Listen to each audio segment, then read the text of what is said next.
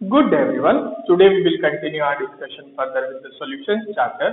So last class में हमने methods to express concentration of a solution को complete किया था. हमने कुछ methods के बारे में बात की थी.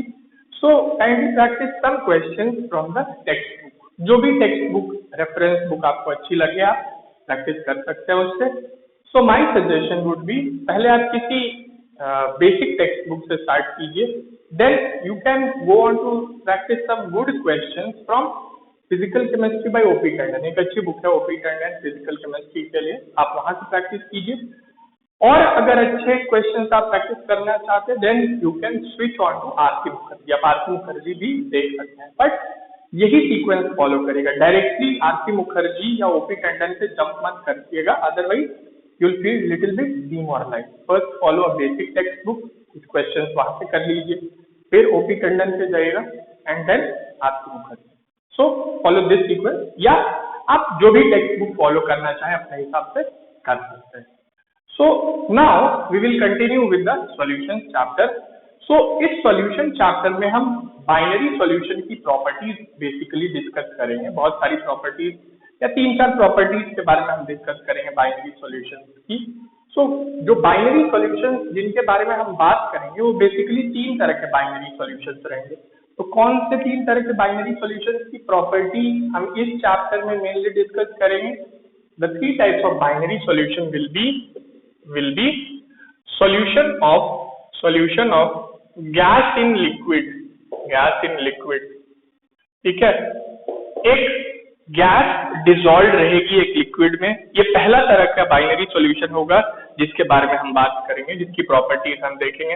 The second type of binary solution जिसके बारे में हम बात करेंगे, it will be solution of liquid in liquid. एक लिक्विड दूसरे लिक्विड में डिसॉल्व रहेगा, that is solution of liquid in liquid. And third will be solution of solid in liquid. कोई सॉलिड डिसॉल्व रहेगा लिक्विड में. तो बेसिकली जो पूरा चैप्टर है सॉल्यूशन वो इन्हीं 3 तरह की बाइनरी सॉल्यूशन के प्रॉपर्टीज के आसपास घूमता रहेगा. कुछ लॉज देखेंगे और भी कुछ बातें करेंगे इनके बारे में.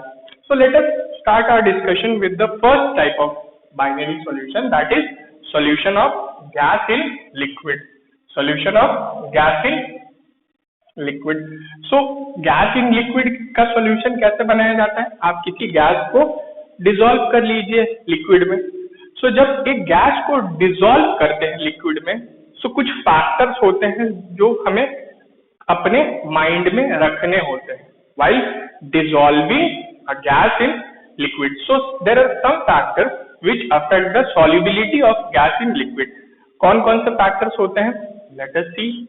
So we will start with the solution of gas in liquid. एक गैस को एक लिक्विड में डिसॉल्व किया गया और हम उन फैक्टर्स के बारे में बात करेंगे जो एक गैस की सॉल्युबिलिटी एक लिक्विड में डिसाइड करते हैं. ठीक है. So factor affecting solubility of gas in what? Gas in liquid. ठीक है, यहाँ लिक्विड सॉल्वेंट रहेगा, याद रखिएगा. सो फैक्टर्स अफेक्टिंग सॉल्युबिलिटी मतलब कितनी गैस डिसॉल्व होगी एक गिवन अमाउंट ऑफ लिक्विड में.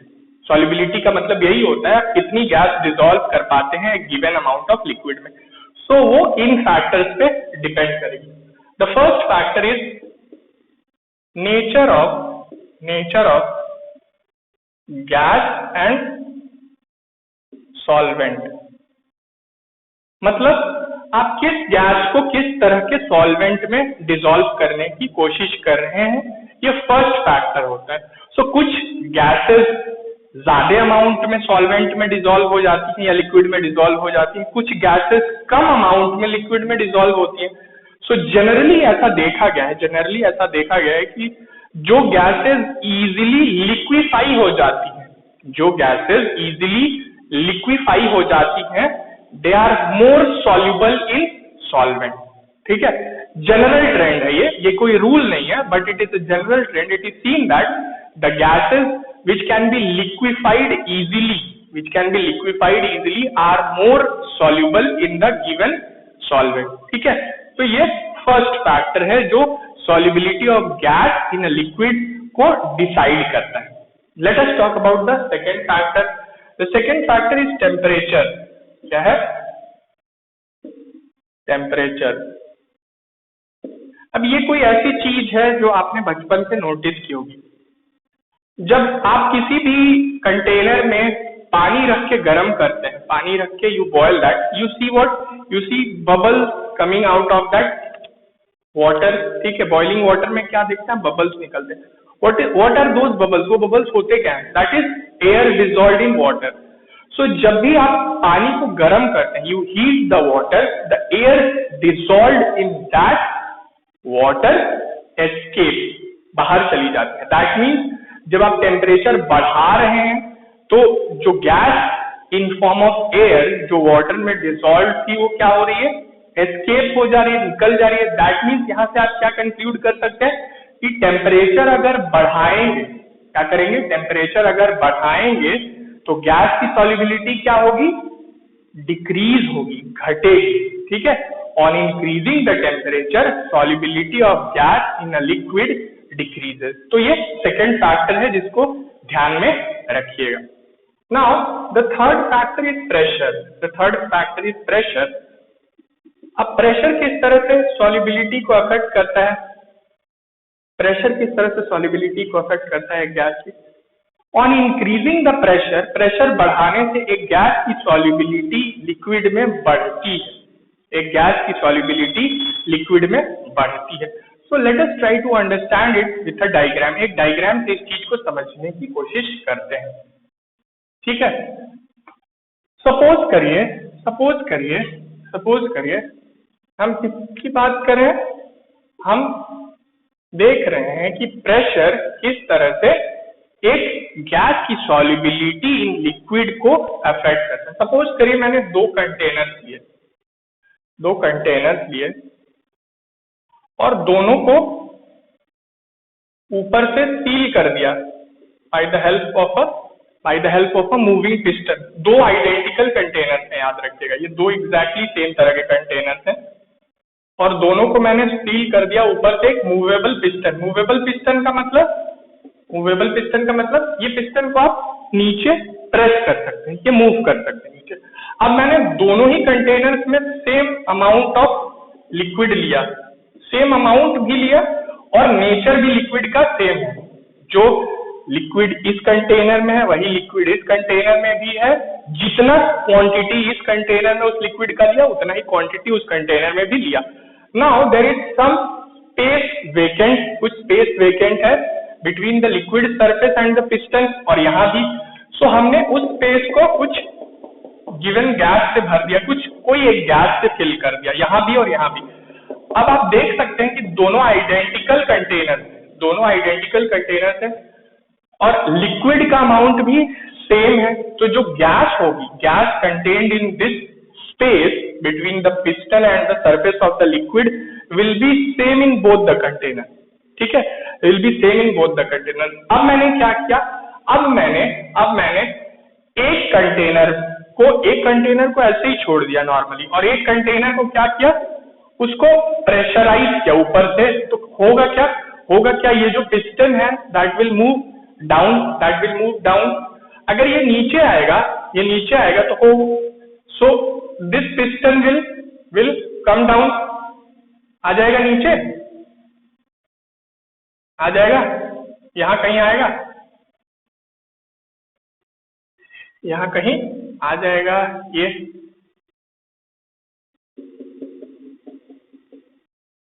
ठीक, आपने प्रेशर लगा के पिस्टन को नीचे कर दिया. अब देखा जाएगा. अब आप ये एनालाइज कर सकते हैं कि जितनी गैस, ये जो गैस मैंने यहाँ फिलअप की थी इनिशियली, उसमें से कुछ गैस इस लिक्विड में डिसॉल्व कर गई होगी. ठीक, सो जो गैस इस लिक्विड में डिसॉल्व की या जितना अमाउंट ऑफ गैस इस कंडीशन में इस लिक्विड में डिसॉल्व हुई, that is less as compare to the amount of gas dissolve in this case. इस केस में जितनी गैस डिसॉल्व हुई इस लिक्विड के अंदर वो ज्यादा है as compare to this case. क्यों? क्योंकि इस केस में मैंने प्रेशर एक्सर्ट किया, जिसकी वजह से ये पिस्टन नीचे आया। So the pressure of the gas is more in this container as compare to this container. होगा ना भाई, आपने इसको प्रेस नहीं किया और इसको प्रेस किया, तो इस गैस, जो ये रिमेनिंग गैस है, इसका प्रेशर ज्यादा होगा इस कंटेनर के केस में। सो इस केस में गैस की सॉल्युबिलिटी ज्यादा होगी in the liquid as compare to this case. अब ऐसा क्यों होगा? इस केस में गैस की सॉल्युबिलिटी ज्यादा क्यों होगी? Because you can see that in this case जो वॉल्यूम है वो ज्यादा है। The volume occupied by the gas is मोर, और यहां हमने प्रेस करके उस वॉल्यूम को रिड्यूस कर दिया। So the same amount of gas दोनों केस में सेम ली थी इनिशियली, ठीक है। So the same amount of gas is occupying less volume, कम वॉल्यूम ऑक्यूपाई करिए। That means the concentration of gas in this container is more। क्यों? क्योंकि सेम गैस को हमने कम वॉल्यूम प्रोवाइड किया है इस केस में। So the number of gas molecules striking this liquid surface will be more, क्योंकि गैस मॉलिक्यूल्स का कंसंट्रेशन ज्यादा है, यहाँ कंसंट्रेशन ज्यादा है गैस का। सो इसीलिए गैस की सॉल्युबिलिटी इस केस में ज्यादा होगी as compare to this case. So on increasing the pressure बढ़ गया, सॉल्युबिलिटी ऑफ गैस बढ़ गई, और प्रेशर बढ़ाएंगे और गैस की सॉल्युबिलिटी बढ़ेगी। So this is how pressure affects the solubility of gas in a liquid. So these are some of the factors which decide solubility of gas in a liquid. Today we will keep it till here only. We'll continue further in the next class. Thank you so much.